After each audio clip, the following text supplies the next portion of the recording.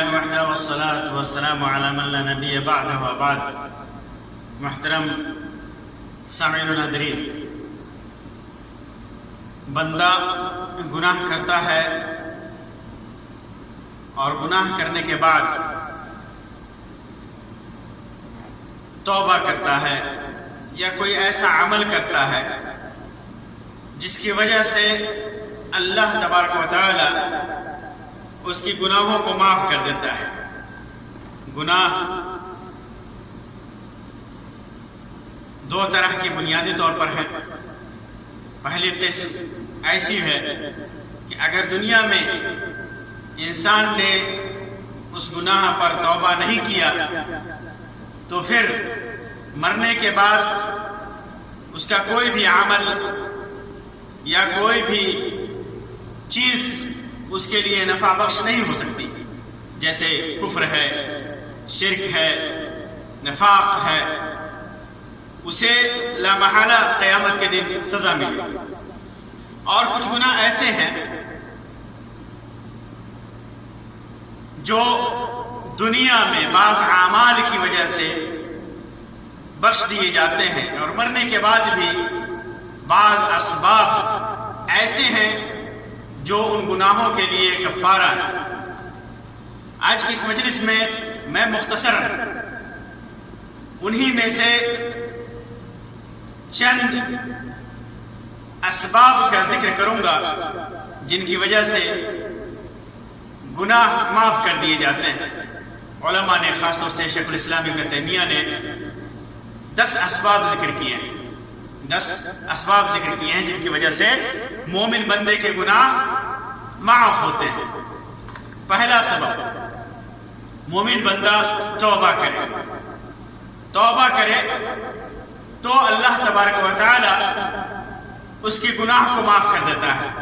جیسا کہ حدیث میں ہے کہ فَإِنَّ الطَّائِبَ مِنَ الذَّنبِ كَمَن لَا ذَنبَ لَهُ. گناہوں سے توبہ کرنے والا ایسا ہو جاتا ہے جیسے اس نے کوئی گناہ کیا ہی نہیں. دوسرا سبب استغفار. ان گناہوں پر بندہ جب گناہ کا ارتکاب کر لیا تو اللہ تبارک و تعالیٰ سے مغفرت طلب کرے تو اللہ تبارک و تعالیٰ اسے بخش دیتا ہے. اللہ سے بخشش طلب کرے تو اللہ تبارک و تعالیٰ بخش دیتا ہے. تیسرا سبب گناہوں کی مغفرت کا نیکیاں ہیں.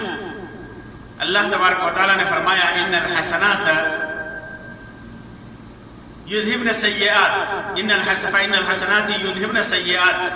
نیکیاں گناہوں کو مٹا دیتی ہیں. تو نیکی کرنے سے صغائر گناہ، چھوٹے گناہ مٹ جاتے ہیں. اللہ تبارک و تعالیٰ مٹا دیتا ہے.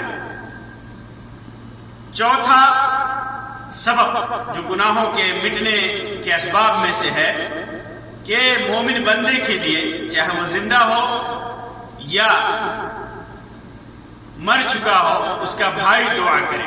اس کے گناہوں کی مغفرت کے لیے اس کا بھائی، کوئی مومن بندہ دعا کرے اللہ تبارک و تعالیٰ سے کہ اللہ تبارک و تعالیٰ اس کے گناہوں کو بخش دے تو اللہ تبارک و تعالیٰ اس کے گناہوں کو بخش دیتا ہے. تو مغفرت کے اسباب میں سے ایک سبب یہ بھی ہے. پانچواں سبب، دوسرا آدمی اس کی موت کے بعد کوئی ایسا عمل کرے جو قرآن و سنت میں ثابت ہے اور اس کی وجہ سے اس کے گناہ مٹ جائے. جیسے حج ہے، صدقہ و خیرات ہے اور دیگر اعمال جن کا ثبوت قرآن و سنت میں ہے. جن کا ثبوت قرآن و سنت میں نہیں ہے وہ گناہوں کے کفارے کا سبب نہیں بنتے، لیکن جن کا ثبوت ہے وہ گناہوں کے کفارے کا سبب بنتے ہیں. چھٹا سبب اس سلسلے میں نبی اکرم صلی اللہ علیہ وسلم کی شفاعت. اللہ کے رسول صلی اللہ علیہ وسلم اس کے لیے شفاعت کریں، چاہے اس کی زندگی میں دنیا میں شفاعت کیا ہوں یا آخرت میں میدان حشر میں اس کے لیے شفاعت کریں.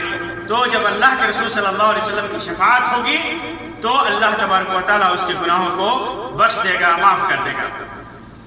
ساتواں سبب علماء نے ذکر کیا ہے اور قرآن و سنت میں اس کا بیان ہے کہ اللہ تبارک و تعالیٰ دنیا میں کوئی مصیبت دیتا ہے بندے کو یا کوئی بیماری دیتا ہے تو اس بلا اور اس مصیبت پر وہ بندہ صبر کرتا ہے تو اللہ تبارک و تعالیٰ اس کے گناہوں کو مٹا دیتا ہے. جیسا کہ اللہ کے رسول صلی اللہ علیہ وسلم سے پوچھا گیا تو اللہ کے رسول صلی اللہ علیہ وسلم نے فرمایا کہ سب سے زیادہ انبیاء مصیبتوں میں ڈالے جاتے ہیں, پھر اس کے بعد دین کے حساب سے جس کا دین جتنا مضبوط ہوتا ہے اتنا ہی زیادہ اسے مصیبت میں مبتلا کیا جاتا ہے, اور پھر بندہ گناہوں سے ایسے بری ہو جاتا ہے ان مصیبتوں کی وجہ سے کہ جیسے وہ زمین پر چلتا ہے روئے زمین پر, اس کے پاس کوئی گناہ ہے ہی نہیں, کسی گناہ کا گویا اس نے ارتکاب کیا نہیں ہے. تو مصیبتوں پر, بیماریوں پر, بخار وغیرہ کے سلسلے میں بھی آتا ہے حدیثوں میں کہ گناہ اس سے مٹتے ہیں. بخار ہو جائے تو بخار پر آدمی صبر کرے تو اس طرح اس سے گناہ مٹتے ہیں. تو کوئی بھی بیماری ہے, کوئی بھی بلا ہے, کوئی بھی مصیبت ہے, تو اگر آدمی اس پر صبر کرتا ہے تو اس کو گناہ مٹتے ہیں. اللہ کے رسول صلی اللہ علیہ وسلم فرمایا, صحیح بخاری مسلم کے اندر ہے کہ مومن بندے کو کوئی تکلیف پہنچتی ہے, کوئی غم پہنچتا ہے, یہاں تک کہ ایک کانٹا بھی چبھتا ہے اور اس پر وہ صبر کرتا ہے تو الا کفر اللہ بہ من خطایا, تو اس کے ذریعے اللہ تبارک و تعالی اس کے بدلے میں اس کے گناہوں کو بخش دیتا ہے, معاف کر دیتا ہے. تو مصائب پر صبر کرنا یہ گناہوں کی بخشش کے اسباب میں سے ایک سبب ہے.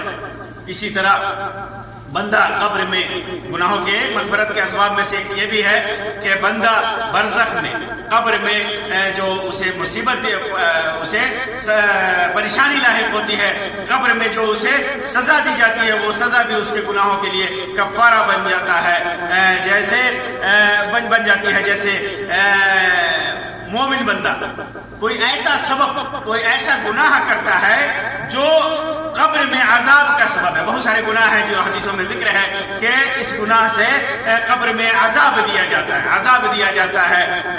تو اگر وہ بندہ, مومن بندہ, کوئی ایسا گناہ کیا ہو جو اسباب عذاب قبر میں سے ہے تو قبر میں عذاب دیا جاتا ہے اس کو, اس گناہ پر, اور قبر میں عذاب دیا جاتا ہے, اور اس کے ساتھ بے شمار نیکیاں بھی ہیں جو اس کی مغفرت کے اسباب میں سے ہے. تو قبر میں عذاب دیے جانے کی وجہ سے, قبر میں ستائے جانے کی وجہ سے اس کے دیگر گناہ یا اس کا وہ گناہ جو اسباب عذاب قبر میں سے ہے مٹا دیا جاتا ہے.